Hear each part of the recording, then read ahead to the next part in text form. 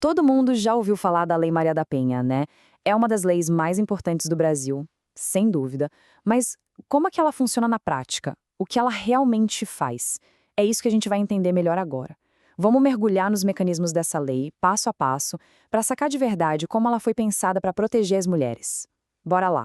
E olha só, a gente já começa com o coração da lei. Logo no primeiro artigo, a missão dela está declarada preto no branco. Essa frase que está aí, ela não é só uma introdução bonita, não. É a alma da lei. E tem duas palavrinhas aí que são chave: coibir e prevenir. Isso já mostra tudo, né? A ideia não é só punir depois que a coisa já aconteceu. É, antes de mais nada, criar um ambiente seguro. É tentar parar o ciclo da violência antes mesmo que ele se agrave.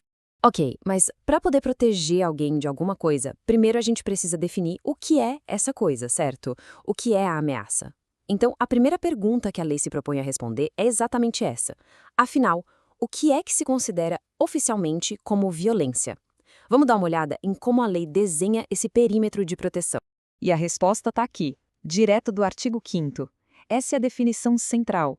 E o ponto mais importante aqui, sem dúvida, é o quão ampla ela é. Repara só, ela fala em ação ou omissão.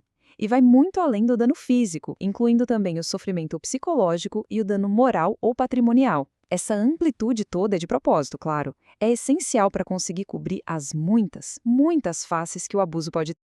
Agora, uma coisa super interessante é onde a lei se aplica. Porque não é só dentro de casa, entre um casal que mora junto, não.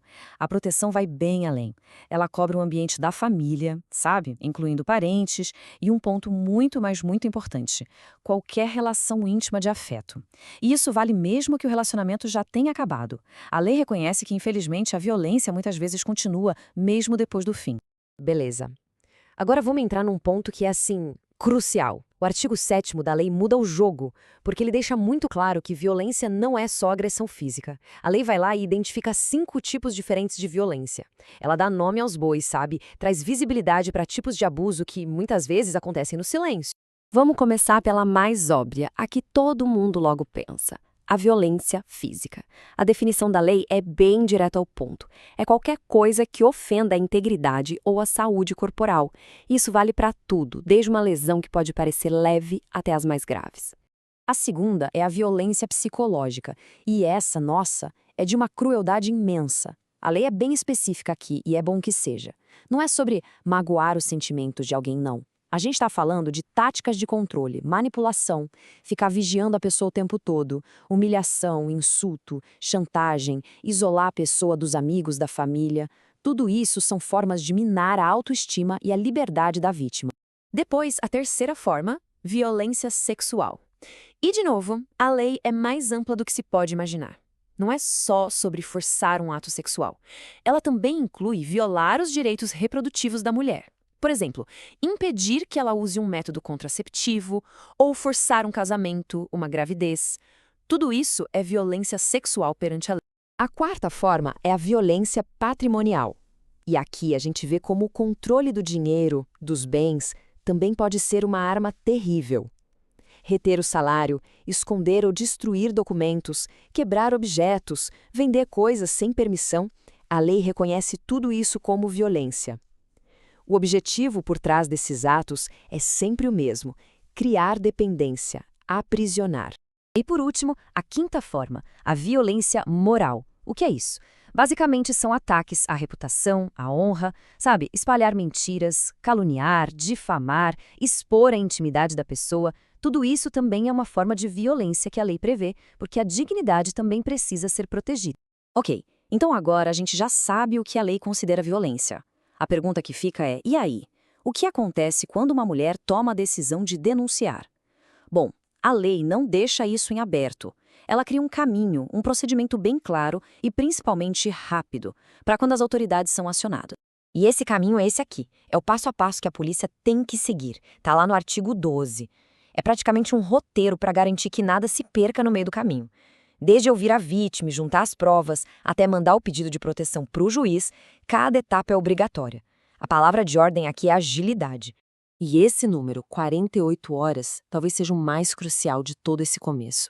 A lei determina que a polícia tem no máximo 48 horas para mandar o pedido de medida protetiva para o juiz. Esse prazo não está aí à toa. Ele é uma garantia. É a lei dizendo que a resposta da justiça precisa ser rápida. Certo. O pedido chegou na mesa do juiz. E agora? Agora a gente entra naquilo que é talvez a ferramenta mais forte e mais imediata da Lei Maria da Penha: as medidas protetivas de urgência. Pensa nelas como um verdadeiro escudo que a lei levanta para proteger a mulher. E a estratégia da lei é muito inteligente. Ela ataca o problema por dois lados ao mesmo tempo. De um lado, ela impõe limites bem claros ao agressor, afastar ele de casa, proibir que ele chegue perto ou entre em contato. E do outro lado, ela dá suporte para a vítima e para a família. Garante que ela possa voltar para casa em segurança, ajuda a conseguir vaga na escola para os filhos perto de casa. É uma abordagem 360 graus, sabe? Ela freia a ameaça e, ao mesmo tempo, ampara quem precisa. E essa proteção não é só física. Lembra da violência patrimonial? Pois é, a lei também protege o lado material e financeiro.